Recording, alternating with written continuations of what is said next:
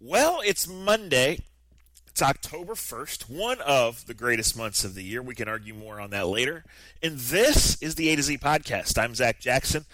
He's Andre Knott, A to Z Podcast.com, Facebook.com/A to Z Podcast. Give us a like there. So 1 week from today, Dre, the Indians will be hosting Game 3. Cleveland will be a buzz one way or the other over a big football game. But I think everybody wants to talk about how they feel this Monday.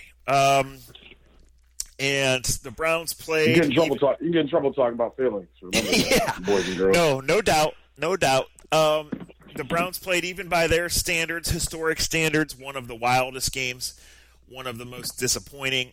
A lot of people feel like the Browns got robbed, and understandably, because when you hear guys like Mike Pereira and Dean Blandino, who have sat and do sit in the chairs that they sat, and say there's really no precedent for turning that over, there's questionable evidence, we know what the rule is, it's disappointed. However, being pissed off and calling the NFL office and all of that stuff, I'm not going to go any further with comparisons of what you might do because I hope you have a grip, is not going to change the result. The fact is, at the quarter pole, and I hope we'll do this differently. Let's go position by position eventually, give a kind of a quarter report on where the Browns are, because I think that's more fruitful. But we needed to address this. They don't have a winning record. They could have a winning record. They feel like another time that they had sealed it. They did not. They are a real, living, breathing NFL team. The roster is clearly, markedly, many times better. As a team, take any calls out of it, look at the situations, look at what they've given up, what they've done, how they've battled back, all those things. As a team, they're just not there yet. No, they're not. But you know what? If you're really honest with yourself, then you can get over your emotions and get out of your emotions, as I kind of brought up earlier. They're kind of right where they should be. They don't know how to win. They're learning how to win. They're learning that you have to make your own. You got to make your, you can't depend upon the referees to do everything right. You can't depend upon the other team to shit the bed. You can't depend upon everything to go right in the rest of your world and think the life's going to work out right. The NFL, it's hard to freaking win. In any professional, in life, it's hard to win. And you make your own breaks. And I know look, the referee screwed up. But you know what? They screwed up all game. They killed the Raiders half the game. Marshawn Lynch should still be running down the sideline. Q Jackson should have got a penalty for damn near grabbing the referees. I think, I don't want to do that.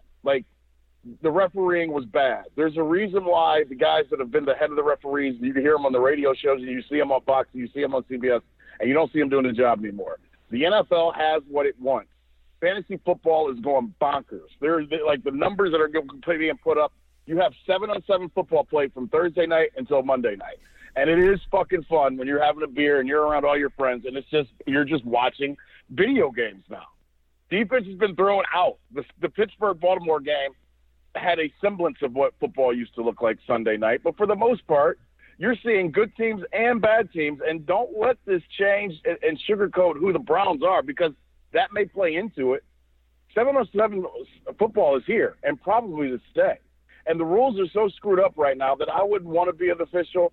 I think the officiating as a whole has gone down a notch because of that, because you keep losing great guys that knew how to referee, that knew the rules, that understood that some of the rules weren't fair or weren't done right, and now they're just leaving the sport altogether. Open your eye. I was joking with my one buddy yesterday. What quarterback didn't put up damn near 30 points yesterday? It's unbelievable. And don't get me wrong, the red zone was so much fun to watch yesterday. Oh yeah. The red zone channel. I mean, I'm torn because I love football. I love running the football. I love the chess match that used to be the running game. The chess match has changed. I watched more screenplays between the Penn State-Ohio State game and then every NFL game that I watched yesterday than I've ever seen in my whole life in one weekend. If you don't have 15 screenplays in your back pocket, then you're not ready for 2018 football. Like, you really aren't. And it's so – and saying all that, and I know we're talking about the Browns, and I'll stay on the Browns, but I actually do the best I can to watch all the games, and yesterday was a day that I won't forget. Really, these last 2 weekends. Because if your eyes are open, the game has changed. I mean, the Tampa Bay Bears game, the Bears have people running. The Bears, I heard in pregame that they had to take the offense back from the young quarterback. Yeah, because Mitch because stinks. they didn't know if he could – because Mitch couldn't handle it. The motherfucker goes out and throws 6 touchdown passes. Right. Now, Tampa Bay didn't show up. Tampa Bay left their defense in Pensacola. I don't know where the hell they left it, but they didn't even want to play. They left it after that Steelers game for whatever reason. That's nor here nor there. But the Browns game was one of the worst officiated games I've ever seen. And the win-or-loss didn't come down to it. It did, but it didn't. You give up that many points, that many yards. Depth, to me, Zach, has always been it's a part of this. It's a part of trying to grow as a franchise. Health and depth. 2 things. Well, you can control depth. But you can't control health. When 39, Mitchell, damn near should get a game ball. Because, God, that was a gnarly injury, number one. Yeah. But number two, the game, I don't know what you saw from up in the press box, but I know what I saw between that and Tyler Eifert. My stomach is still, like, in my stomach. I'm becoming old because I can't look at that shit anymore. I know you and I have had that conversation. It's like certain injuries right now. People were sending me the Eifert thing, and I was like, get the fuck out of here. Stop with that. Yeah, the Eifert thing is off. Like, and I feel bad for that dude. He can play, but he can't stay healthy. He may be done. Like, as he was carted off, I thought to myself, I don't know if Tyler Eifert's going to play anymore because he's had just bad injury after bad injury after bad injury, and that body's only going to take so much. But on the Browns, look, they are so much further along than they have been. But they got so much further to go. And that shouldn't be a surprise. Sure. Yes, they could be 4-0. Yes, they should be probably 2-2. With the kicker, with the decision made here or there, it'd be great. But without 39, I don't know how you're going to – hey, John Brown is hyped right now because he just ain't going to go on the side of the rookie quarterback, right? All right, a few things here. One, as far as you watching the Red Zone, sounds like that Jimmy rigged iPad you bought on Copley Road is maybe your best purchase in years. Man, you better believe it, boy.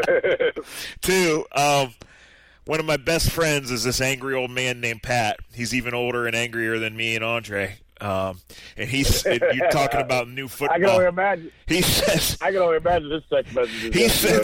He sends me 3 texts a day that say, I hate football, clap, hut, and throw it sideways. Right.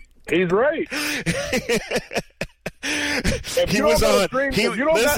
He was on such a rant during the Browns game on the Manchester group text message that the other guys were telling him, listen, old man, I'm surprised you even stayed up for this game being on the West Coast. Why don't you take your angry ass to bed?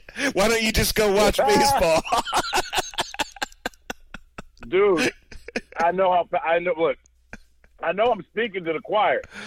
I mean, if you're a Northeast Ohioan, as a lot of people that listen to this podcast are, and you watched football since before you could crawl, like you and I, and like many others, the game.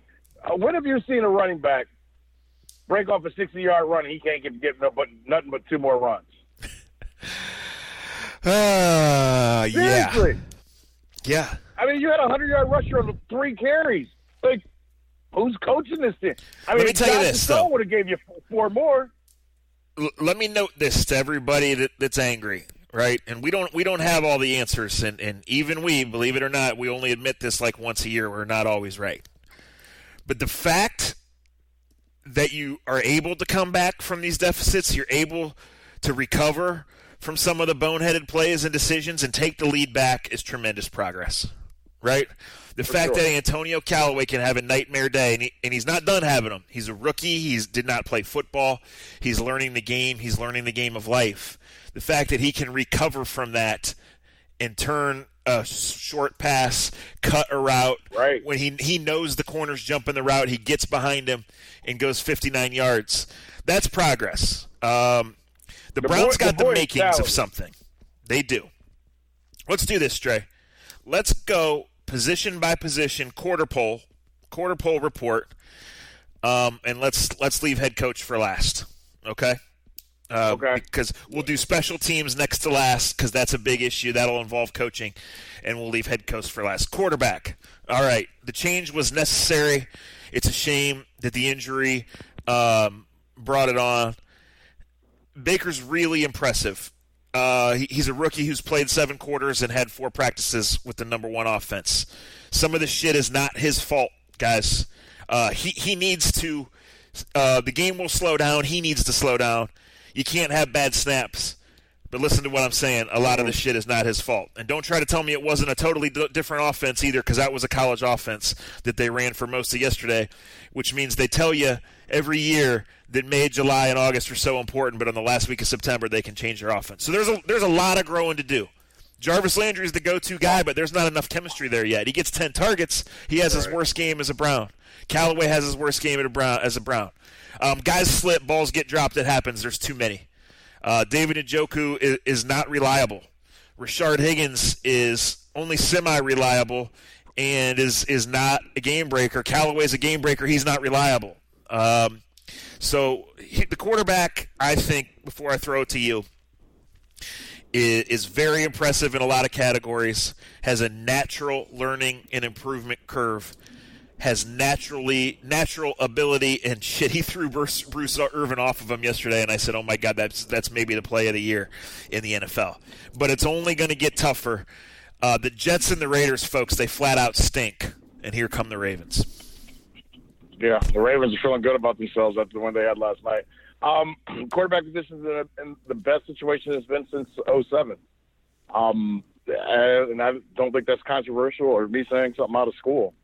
The kid is talented. The kid he does bring a vibe. He has that it factor, which is awesome. By the way, ESPN, 2 thumbs down to having Johnny Manziel write a letter to anybody but his PO. Enough of him. Shit. That was just ridiculous. Come on, man. It's redundant and stupid. And stop doing that to Cleveland. Like, let that kid go. Let Johnny go grow up. Let Johnny go grow up on his own. Let's stop giving him any spotlight or any time for bullshit like that, please. The Mayfield turnover, it's an interesting talk. I don't care if you're 15 or if you're 25 or 35 or 45 and I'm Tom Brady or Drew Brees. Or 65 like Uncle Pat. Yeah. 64-year-old Pat. You have to be able to get the snap. You can't fumble those. And I know he knows that. I'm sure he knows that. You can't. There's no excuse. And Ohio State, get a fucking play where the quarterback is under the center, please. That's a whole nother conversation, a whole nother day. Why they won't run a quarterback sneak and they just have to be in the shotgun every fucking play. Drives me insane. But otherwise, I don't mind the interception right before overtime. I understand going for the throat right there. Oakland played a good D there. I have no problem with that. The first interception, not his fault. It's going to be a lot called Maslin in the Elliott area, saying the first touchdown pass by Baker Mayfield was from a kid from Akron, Ohio that went to Maslin High School and went to Ohio State.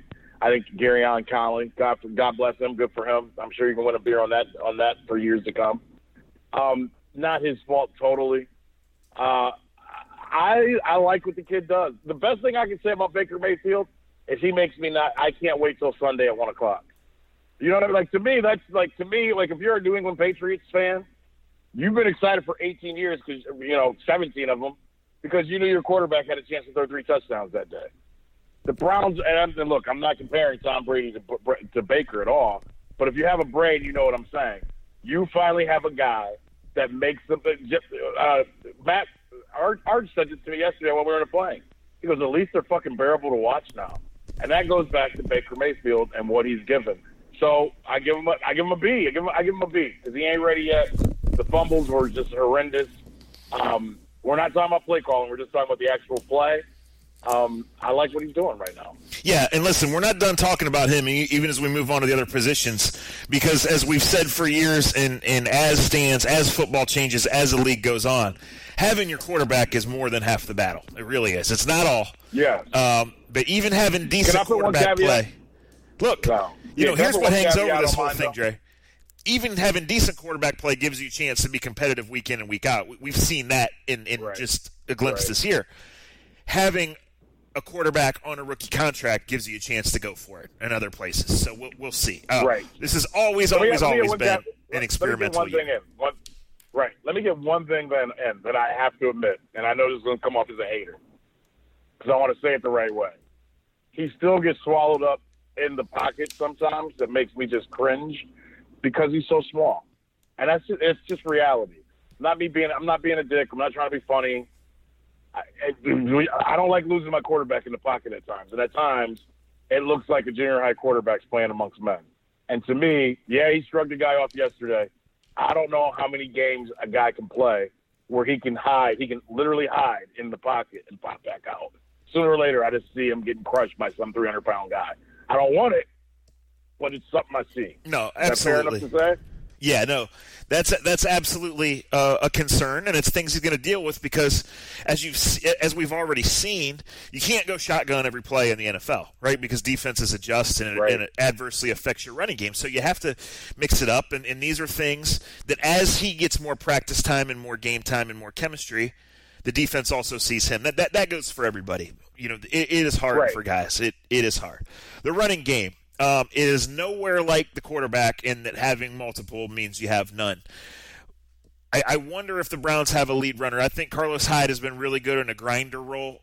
I think he's been just okay otherwise, and part of that you can just look at the offense. He's still kind of trying to develop an identity. It's clear, especially now with Baker, they want to force the ball to Duke Johnson.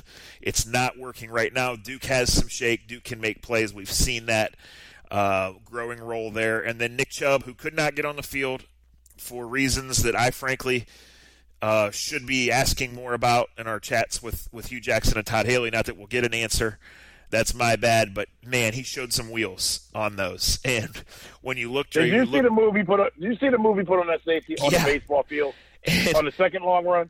I'm looking at it. I see the Raiders having the ball for like 31 of the last 48 minutes of the game, and that's obviously not good. But when part of that is because Chubb takes off on 250-yard touchdown runs, you can live with that, right? Those are good. There's circumstances in every football game. Those are good circumstances. So where I see it is him obviously pushing for more playing time. We'll see how that affects chemistry. We'll see how he can fit in just the building of the offense. This whole thing, guys, we can even tie running backs and receivers together a little bit here, Dre. Yeah, that's fine. Yeah. This is the building of the offense. And, you know, as you go to this style offense, you clearly want Duke in the screen game. You clearly want Antonio Callaway in the end-around jet sweep game. You want to be able to fake it inside to either Hyde or Chubb and get something on the perimeter, whether it's the guys we already mentioned or whether it's somebody on a square out, and you'll get those things. It's just taking time, and the same with the offensive line. It was a disaster in week one. It's been a little better. It needs to be better. Frankly, you have two of the 5 highest-paid guards in the league, and you play an undrafted rookie at left tackle because you say Bitonio is one of the best guards in the league. Well, Zeitler makes $12 million a year. He cannot get pushed back by Jonathan Hankins. That's not acceptable. Yeah, he did a lot. You know? And he did a lot. Even with 4 practices, Treader is a 6-year pro, and Mayfield, they got to be on the same page. That shit's inexcusable. It gets you beat, and we saw it, right? So, yep. I know the plays are called mesh, and the way you attack these defenses with this freewheeling style that Baker is used to and can excel in. It takes meshing time. You have to do this. And I think as you look, and this goes back to my larger point of the roster being better and several players certainly being better and the overall direction being up, but the team not being there, Dre, I think you were always going to judge this team on the last 8 games. And you're trying to kind of stay afloat as you do grow, and you hope for this mesh over the next 4. Yeah, no, and talk about I think the running backs, kudos. I love what they have. I love the differences in all of them. I give them.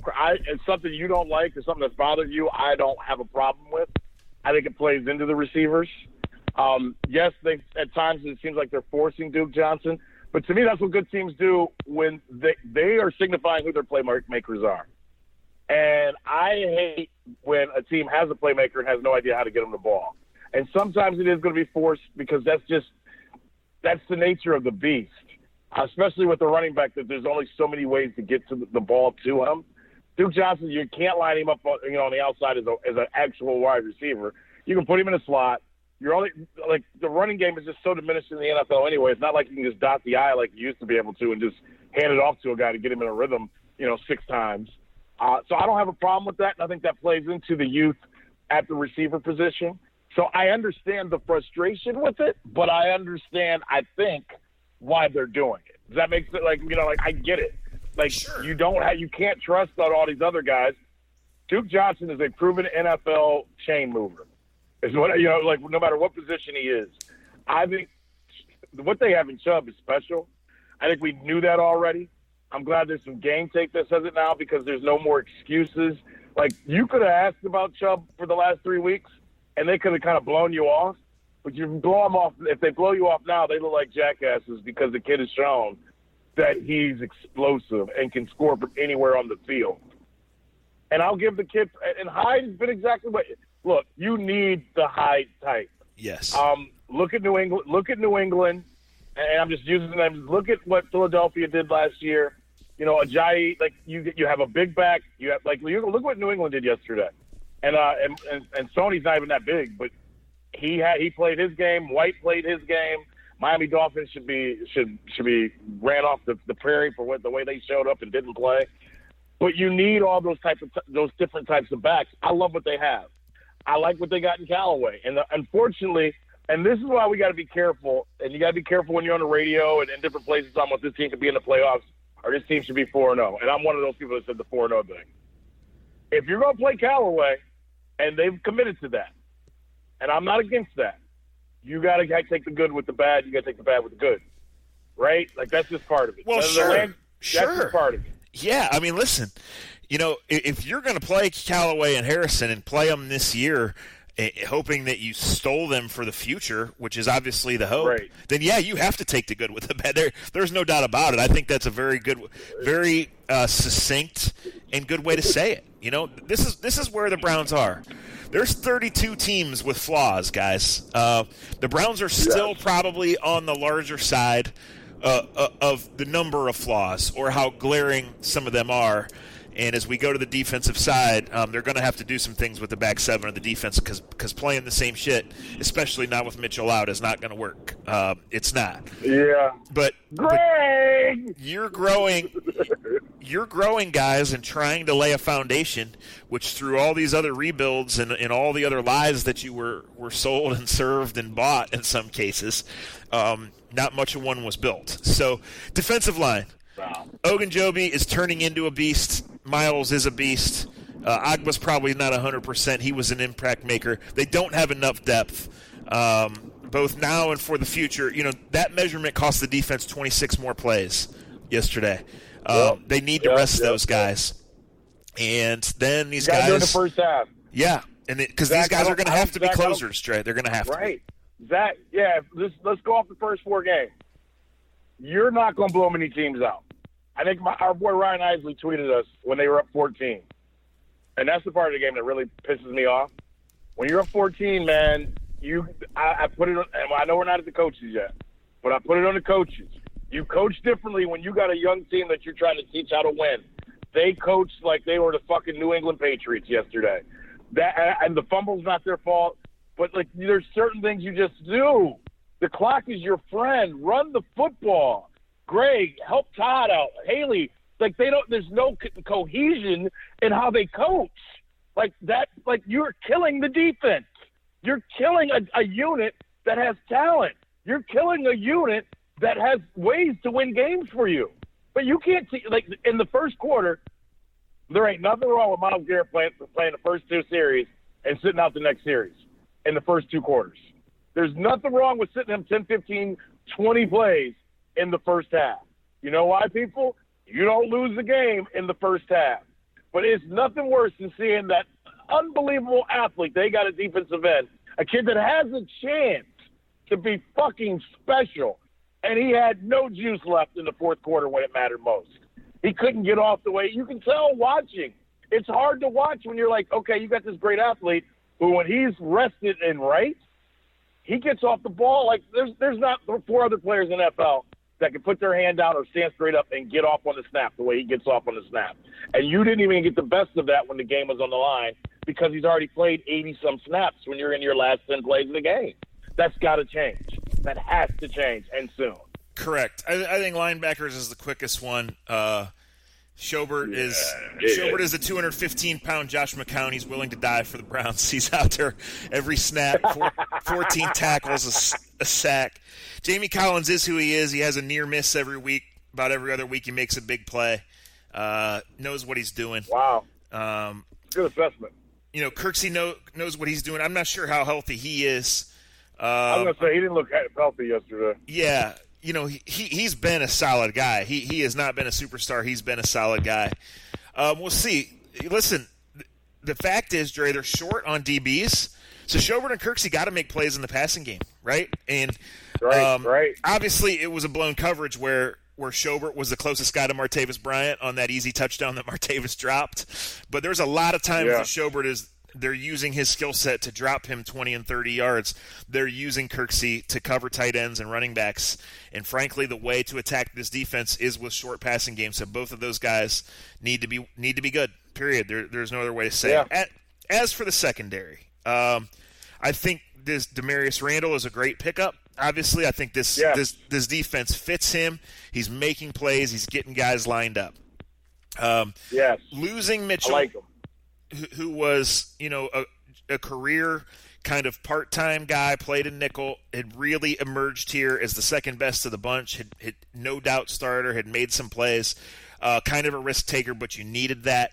Certainly not a Pro Bowl guy, but a guy who was having the best year of his career. You lose that because you just haven't seen it from Kerry Gaines. Now they've both played a lot, started games, played multiple positions in the NFL. But Buddy Calhoun already lost the slot corner job in week 1. Now he's got to play, Kerry's got to play, Gaines has got to play. And Greg can coach some defense. And specifically when you look back, his second and third year when he's stayed in places, they've taken a leap because it's complicated systems. It's a lot of different schemes and calls and all of this. But he's notorious for not really adjusting and for over-blitzing. Mm-hmm. And the blitz has got to get there. That's football 101. You either get there or you don't when you call them.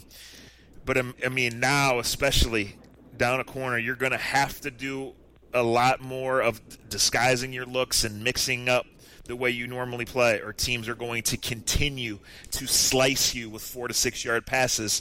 And when guys get upfield, then your tired linebackers and your undersized DBs are really in trouble. And guess who does that? Every team in the AFC North. That's their bread and butter.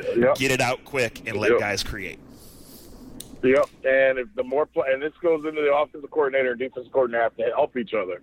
If that's what the other team is going to do, it's okay to run the ball, and that helps the young quarterback too. I just felt like, for as mad as I hear people today and yesterday, and I'm going to keep harping on this, because it's not one coach's fault. Collectively, they all need to – I just feel like they don't coach like a group. Because I feel like, I just feel like good teams, you coach together. And all I keep thinking is hearing Greg and Todd Haley yelling at each other on that TV on Hard Knocks. And it's like, okay, I like competition. I like coaches pushing each other. But at some point, when you start getting leads in this league, you got to do every man's got to help every man. Especially, and you start getting injuries defensively.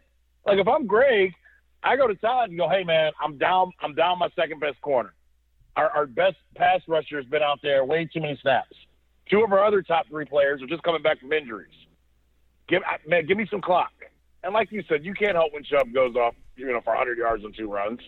I get it, but they get so damn cute. Like the things that come back to haunt them, because the secondary. Here's the all right, I'll stop with the coaches. I got to ask you this, and this is a serious question. I'm not being a dick, but it's going to come off like I am. I don't know if Peppers is any good. Help me. Well, what's Peppers done? What's he done best as an NFL player? He's not a return man. We know that. He played back in Lorraine half of last year, and whatever. I can't judge that. But I don't see enough of 22 when 22 matters, considering what I see on his Instagram when he acts like he's fucking, like Landon Collins. I don't see it. I was just going to say before we got into the nitty-gritty of the special teams, I was just going to say, Jabril Peppers, David Njoku, it's time to grow up. I know you're only second-year players. Yeah. I know it's not your fault you got picked in the first round, but it's time. No, I think he's a natural football player. He has not excelled in the NFL in any one aspect, Dre. I thought at the end of last year he played better. He has not picked up where he left off. Tackles are an unofficial stat in the NFL, and I have not gone back and watched the film. But the defense played 90 snaps yesterday, and he did not get credited with an unofficial tackle. Playing a supposed box safety role for a team that gets gashed by the quick pass. Right. Yeah. Right. Exactly. I'm not. And he's lost as a return man. He's lost as a return man. But think about what you said. You said something that's pretty pathetic, but pretty right on with him. He's a really good athlete, but I don't know if he's a football player. Yeah. Right. Is that and that's troubling because when you draft someone like that, where they drafted him, you need him to be an impact player. He ain't even he's not even like a player at this point in time. He's just a guy. And he can't be just a guy to help you. First of all, the abomination that is the special teams, there's a little bit of blame shared by everybody. Obviously, Jabril is playing with no confidence.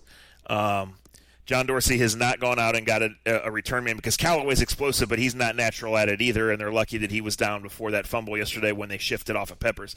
They can put Landry back there on occasion, but only on occasion, and they have TJ Carey back as the second guy only because they know he'll catch the ball. They don't have anybody else that can. So that then the other blame goes on Hugh in general and on hiring Amos Jones, whose special teams units in Arizona were notoriously bad, and this one is lost. So it's not just using this Terrence Mitchell return spot, IR spot on a return man. Whoever's going down there to cover the kicks has to make a tackle. It hasn't happened yet. Yeah. Right? Yeah. My God. Listen, every team has weak areas. And everybody has bad days in the return game. And the good teams on special teams, and you go against Jerry Rosberg this week, they'll attack your weakness and expose one almost every week, right, if they get the opportunity. Jerry will block a punt or block a kick. They don't get their shit together. But when you are – Right. But when you are at the point where every kick is a goddamn adventure, then you've got big problems, especially – and it goes back to what we said – the Browns are better, but as a team, the margin for error is not there to be able to survive being that bad on special teams. You wrote something last night that made me cringe, too. You're like, all right, the new field goal kicker's done everything they've asked him, but when you keep playing games like this, the kid's never kicked a kick with the game on the line, and you know that's coming. Right. There's no doubt that he's going to kick a ball with the game on the line. That's part of being a Browns kicker. That's part of being a kicker in the NFL, period. Yes.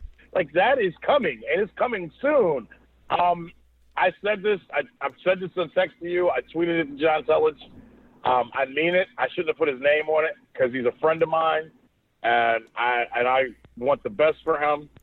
You can't tell me 35-year-old Josh Cribbs can't do better than what we've seen, covering kicks and returning them. And everybody thinks I'm being a jackass, and I was at first, but I'm dead serious because I know the heart that Cribbs has. I know the charisma that he has. I know the belief in himself that he has. I don't know. He probably couldn't do it 16 games, but I bet you can go out there for one and do it. Now, in saying that, he's learning how to coach right now. He's interning. I'm sure and that's the tough thing about coaching, and I've talked to him about this. Just because your heart is into it 100 million %, and people I hear this in baseball too all the time. Just because I know his curveball's coming and I know how to hit it doesn't mean that I can teach you all that. That doesn't mean you can go out and do it. Sure. I know Josh is putting his heart into it like no other, but the only way they may be able to learn is by having his ass out there. Because at this point, it's disgusting what I'm watching. It's disgusting to take the first guy down on the punt return, missed every time. Late in the game, the Raiders caught a punt at the 7-yard line. Guy misses him. He gives him 14 yards. Those plays and I'm not killed in the hidden yards, Trey. Killed in the hidden yards. Yes. And even though it's not technically a hidden yard, it's even on your turnovers. When you do that, it's your own 10 versus the 50. That's huge hidden yards there too. Just murder. That's bigger than the official fucking up the play call. You continue to give up. That's an extra 100 yards, people. I swear to God, we can go through it. They gave up an extra 100 yards because they can't tackle on special teams, and they can't advance the ball. Those are hidden yards that are killing them. So we can sit here and say, yeah, the referee's really – the referee messed up a call. But, goddammit, the referee didn't miss a tackle on every punt return yesterday either. All right. He didn't. Hey, and by the way, guys, we're going to have some baseball-only stuff later in the week. We don't know exactly which day, so we're gonna save that for then. This is going to be an All Browns Monday edition, which hopefully will become a staple going forward. We'll see how that goes. We don't know what time the Indians are going to play next Monday. We don't know for how many more Mondays the Indians are going to play. I just I wanted to throw that segue in.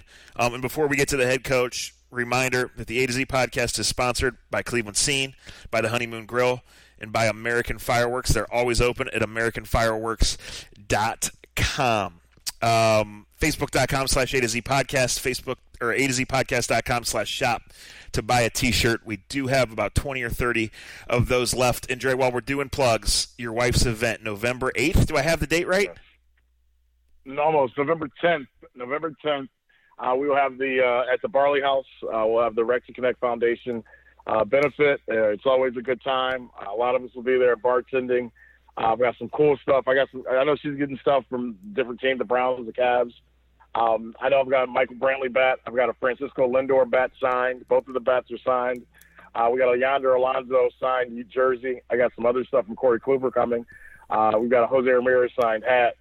A Lindor. We're gonna have a Lindor bat ball and maybe his shoes, game-worn shoes. And we've got some other stuff. Besides that, it's for a good cause. It's just a fun night. It's just a fun night. I have another commitment that I'm trying to get out of. I'm not allowed behind the bar.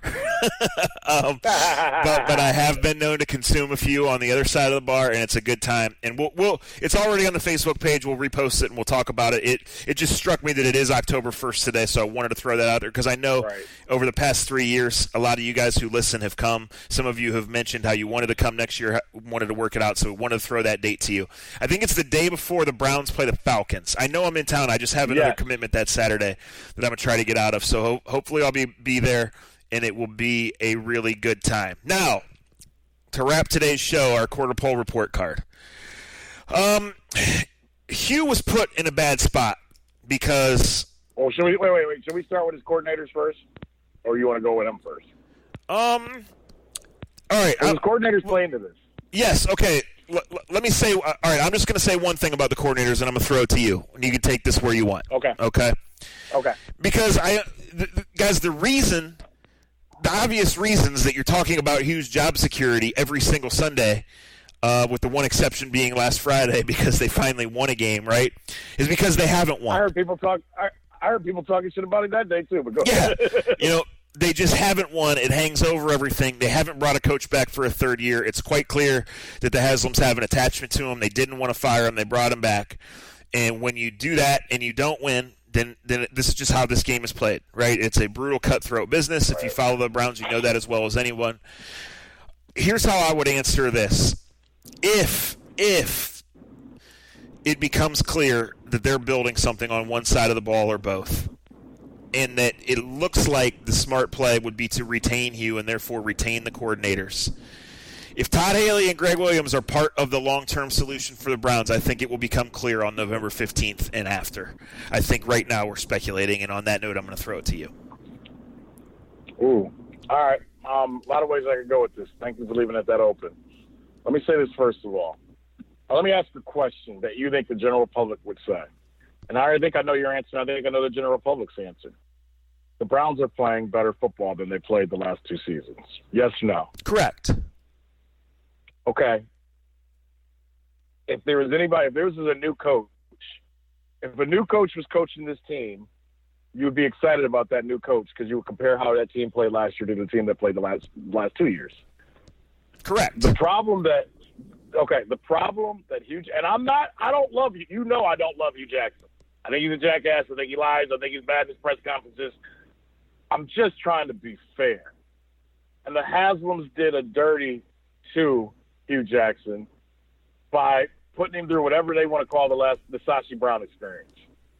Because he doesn't have a chance in hell.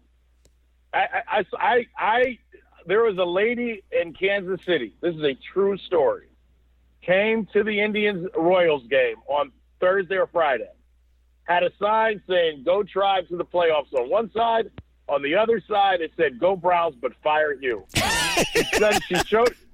She showed it to me and Tito before the game, and Tito looked at me and goes, "What the fuck is that?" And I go, "Ma'am, turn it around. We're not going to put that on TV." He doesn't have – it's not a fair fight. He's not the greatest coach ever. He's not going to take them to the promised land. But he's the easy out now. When they lose, it's his fault automatically. Even though they didn't try to win for 2 years. They're playing better football. His team plays hard. They aren't there yet, though. After going through the whole roster, now, when they start losing games because of his stupidity, I'm off to running him out. But if you go through every game with me, every game, and I'll take this from anybody that's been at every game, watched every game, he didn't help the kicker miss all the fucking field goals that were missed the first 2 weeks. I don't like how and I've said this throughout this podcast, I haven't been thrilled with how the offensive coordinator and defensive coordinator don't seem to be calling plays that help each other, in my opinion. I don't like how cute they get inside the goal line. I don't like all the blitzing sometimes. But the team plays hard. They've come down to every minute. They've been in every game. And in most situations, we'd be praising that head coach, but we can't praise this guy because he has the worst record ever. And I get it. It's lowest the common denominator radio. It's easy. It gets you guys fired up. It's easy just to say fire Hugh. There's more to this than ever's been. And to me, if you didn't fire him when he couldn't get guys lined up right, how are you going to fire him now when his guys are playing decent football? He does need to get rid of the special teams coach, though, by the way. Well, that's the thing. I mean, that would signify full cover your ass mode, which we know naturally he's in partial cover your ass mode. He always has been, right? I mean, he straight called him out last year, even though he was right. The approach was wrong, right? Yes. I would say this. In having a level-headed conversation about Hugh Jackson and the present and future of the Browns, I would never bring up 233-1 because we know what 131 was. Okay? However, that level-headed conversation would include this year's record, which is currently not a winning record. For all the optimism of 1-1-1, it came with a quarterback who had yet to take a snap by the coach's design. And maybe that was the whole organizational design. We can't totally kill him on that. But now you're staring at 1-3-1, 1-4-1, right? These are big moments. We've done, I think, a thorough and fair job of outlining who the Browns are and aren't, right? Sure, yeah. You need to get some wins to validate it, to evaluate it. Any level-headed person didn't think the Browns were going to the playoffs this year, right? The fact is, with an improvement curve, they're still very much alive in the AFC North, and they have a chance to check off the goals starting this Sunday, which is win a fucking division game, which is show that you have really made these strides, right? And do this. And you're right, Jared. They could have free wins right now. You can make a semi-rational case that they could have 4 wins. They don't. And I just think, as you look at it, there's a lot of season left. There's a long way to go, and we've laid out how they're just getting started in some areas. So to be fair, this team has never quit on Hugh once, and they continue to play hard, and they should improve, and we'll judge it then. However, when I look at the teams that have really made the leap, that are really contenders now in next year, I see head coaches that are clearly part of the solution. And I don't see one other organization that would hire Hugh Jackson. One caveat to that. Go down I-71 South. Okay, I see really one. Damn it! Hey, and not only that, not only would they take you, they're playing good football, man. That team is legit right now. The Bengals are playing good football right now, so they can score with anybody. They can, and their defensive line is Geno Atkins is back. Dunlap is playing. Dre Kirkpatrick. I've watched them. The Bengals and I don't like them. Bengals are playing good ball right now. Now it's October 1st. It's October. I'll say it again. It's October 1st. And this is not about. I didn't agree with bringing back who they brought back as their coach, but I'm a fair person when it comes to the game. Cincinnati's playing good ball. They kept Marvin Lewis. They love Hugh. None of those things don't correlate right now.